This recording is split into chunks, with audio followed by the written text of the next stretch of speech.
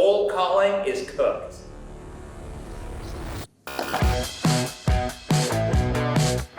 SDRs shouldn't exist as a separate role. I'll take the other. So in 1965, NASA scientists said to the world, Where is this going? Cold calls are still better than cold email. I'll make it up. What was the statement again? Time's Rick. up. Woo! Can we roll in straight to the second because we're on a roll? You'll have 30 seconds to react. Are you ready? Ready? All right, first statement. Cold calling is cooked. Park. We're seeing a massive shift back to being human in the age of AI right now. And this might just be in the current era that we're in. But I think everyone got really excited and moved to agents and automation. But now the big thing is like the human emails, the human outreach, the human voice, prove it's a human. That's the big meme right now because that's outperforming the campaigns. Okay. Cold calling is cooked means the following to me. Picking up a phone and calling somebody that you don't know and trying to sell them something, in a market that is overwhelmed with people who are doing that, it's cooked.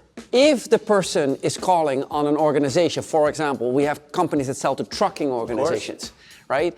And they have a phone system set up, then it's not cooked. What is more importantly is what is actually not cooked. What is not cooked, and what we're going to get back to, is in-person selling, meeting a person on the floor and having in-person human-to-human connection. We're going to see a rise and a revival of that. I love that. And I think that's one of the things that are going to come out here is like the answer to all these questions beautifully collected is usually it depends, as Jocko's saying here. Like if you're trying to cold call engineers, good luck. They don't even have phones, they don't like to talk to people. Or marketing. Rick. Whoa! Sales has fundamentally changed. AI adoption separates winners from losers, and the teams that adapt fastest are thriving, while others panic about market turbulence. HubSpot's 2025 sales trends presented by the Science of Scaling gives an inside look at how 1,000 sales pros are adapting, growing, and connecting in a shifting business landscape. This isn't just a collection of statistics, it's your guide to what actually is working in the field today. Grab it, read it, and start putting it to work immediately. The link is in the description. SDRs shouldn't exist as a separate role. I'll take the other. So in 1965, NASA scientists said to the world, Where is this going? In 1965, NASA scientists came to the conclusion that human beings are the lowest cost general purpose computer that can deliver linear performance. Today, AI challenges that. Okay? And to make the comment even better, that can be put together by unskilled labor, right? This problem today AI solves. And therefore, I believe that the SDR role, as the role as outbound cold caller, is not effective. However, the SDR role as gaining intelligence, human intelligence that AI has a trouble with, I do believe in that. Yeah, I'll take the rebuttal. Everyone was calling it 3 years ago that the SDR role was going to be the first to go in like 2024. And people are reverting back. They're still performing in the right contexts. And I still think like the hardest skill to find in the entire arc of the go-to-market journey is to do really high quality discovery calls and tailor demos and really manage that consultative process. I don't want to waste that selling time and that skill on the behavior and requirements of an SDR. I want more of a junior person doing that. Okay, my point is this: anytime we put SDRs as a new person in a new role for the first time in a critical line function of achieving growth, we're not only doing the company a disservice, we're also doing the SDR a disservice. No new human being in a new role should be put under such severe pressure that they can either cause the company to fail and then be called on it for accountability. It's unreasonable. In all fairness, Cold calls are still better than cold email. I'll make shit up. What was the statement again? Cold calls are better than cold emails because a cold call has a human element in it that you can respond on the phone to how the human picks up and at least have a conversation with it, which is completely lost in cold emails. Cold calls take too much time and effort compared to what you can do in cold emails, especially with personalization. When you're thinking about the perfect outbound campaign, you have to account for the ROI of effort. If I want to get a meeting, I'll just stand outside an office for like a week and just beg them for a meeting, but I can't afford to do that. That's an extreme example. So it's like, yes, on an individual account basis, I will penetrate that account better with a cold call, but the effort's not worth it in most situations. I yield the floor to If we target the right person, then a cold call is better. And although you can target fewer, you can hit the people that you want to hit. That's exactly what the point I was making is like, you can't look at the effectiveness of an outreach purely in the connect rate. You have to account for the cost benefit. Hail Mary emails beat breakup emails. I don't know the difference. Okay, hold on. Okay, Hit that button. Yeah, which one? I disagree.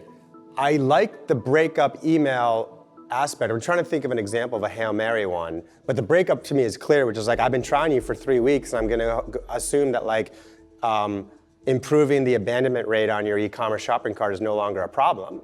And there's a little bit of reverse psychology that there's reams and reams of research outside of sales and behavioral science that proves that that instigates a response. And anecdotally, I've seen really good performance with that. Look, I believe that in generally when people talk to each other via email or phone or trying to sell each other and another person is buying, that whatever you're selling is not for everyone. And the concept, realizing that what you're doing is not for everyone, means that sometimes there's a breakup email and sometimes there's a Hail Mary. So that to me is the concept. And I agree, like that's an interesting point that like some of the best sellers I've seen, I'm not sure if you're too, is like, and folks that are shocked that do this, they like, it almost feels like they're trying to talk the customer out of spending more time with them. Like, you sure this is for you? Or shoot, like they're overqualifying because they're really good at like preserving their time and qualifying people out if they're not confident they're going to move forward in the process.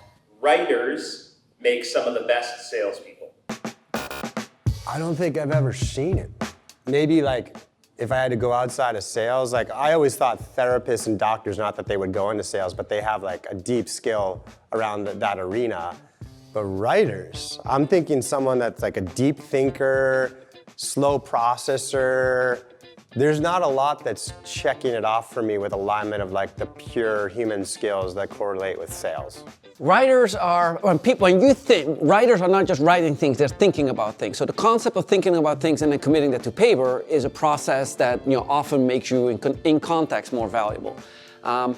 If it's not a writer, what I think is most important to a person is a good conversationalist. Can you hold a conversation? Can you listen very carefully and respond to a customer's need? Can you actually capture that need and respond to that?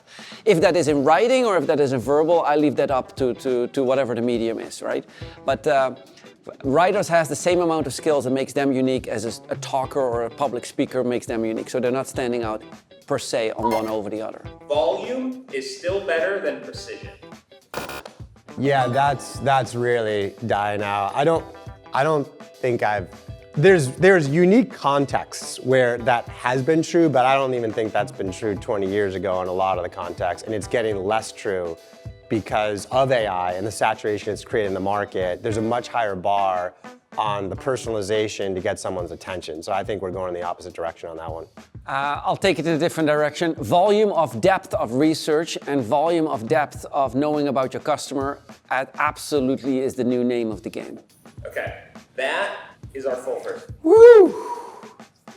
Can we roll in straight to the second because we're on a roll? One thing you want to leave with the internet. The most and difficult sales job in the world is that of an SDR making a cold outbound phone call. The opportunity in AI is not higher volume, but better personalization and precision. All right, so thanks for watching, everyone. Happy scaling. Dude, I suck at the closes. The whole thing is a blip. Why don't you do it? I want to watch you. Close it up. Thanks for watching. It's a wrap up. Let's go do some scaling.